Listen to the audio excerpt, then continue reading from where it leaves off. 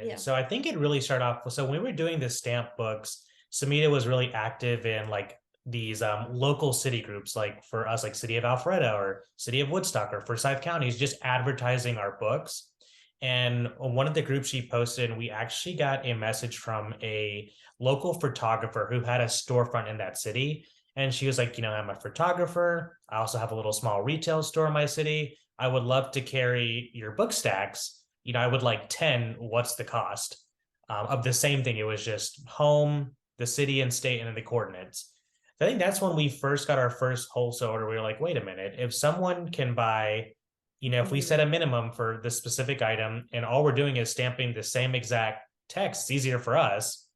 Why can't we reach out to other, local boutiques or mom and pops? So then what we started doing is just kind of keeping an eye out. And even our own city, we would go to the downtown market, pop into some of these shops, and we even stopped into the shop that Sumita had bought the books from. So we popped back in there and we were like, wait a minute. And then we saw there was a potential for other goods outside of books like coasters and boards. So we would kind of just pop in, leave a business card and just say, here's what we do. And that's how we kind of started making some connections and started getting some wholesale orders locally. And I mean, I will say, and just giving us a little bit too much credit at the beginning, when this, first boutique reached out to us and said, do you do wholesale? I had to literally Google, how do you do wholesale pricing? Because we didn't know anything about it. And, we got so excited, we came running to each other and we're like, oh my gosh, what does this mean? Like, what kind of order is this?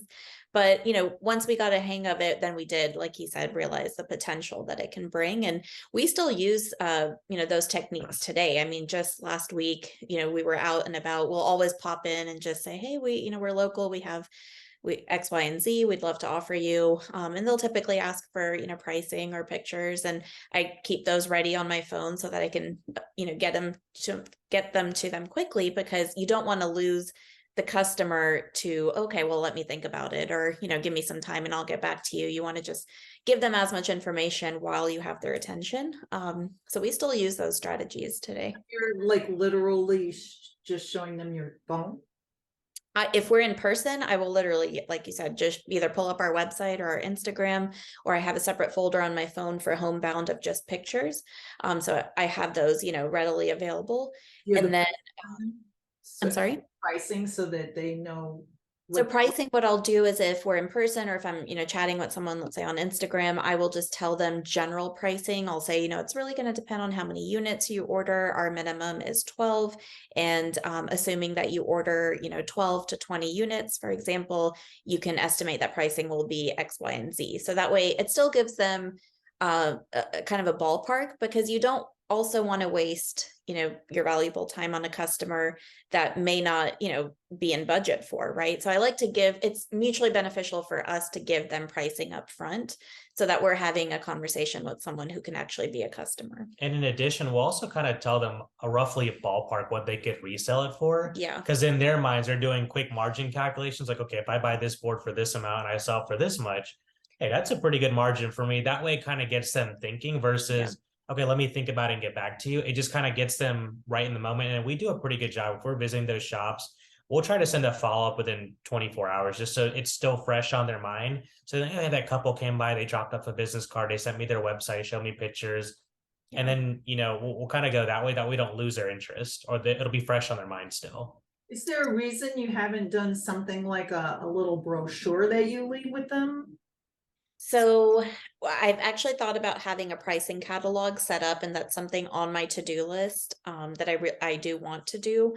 The only problem I struggle with is everyone likes to order different quantities. So I'm trying to find a good way to put pricing on there that would still encourage them to buy, the max amount that they can. But yes, we do want to have a little pricing sheet or a catalog that we could easily send to them. And we've found that, when I'm emailing or DMing a lot of these boutiques, that's the first thing they ask for, can you send me your price list or your price options?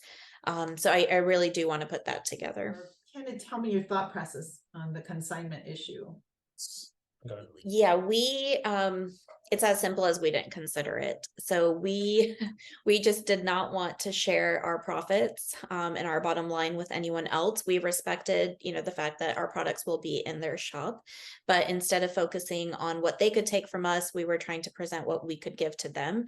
So like Anuj said, we're showing them the high margin that they could be charging for this, the maximal potential that they will be getting if they invest in us versus us feeling lucky to have a spot in their shop, if that makes sense. Yeah.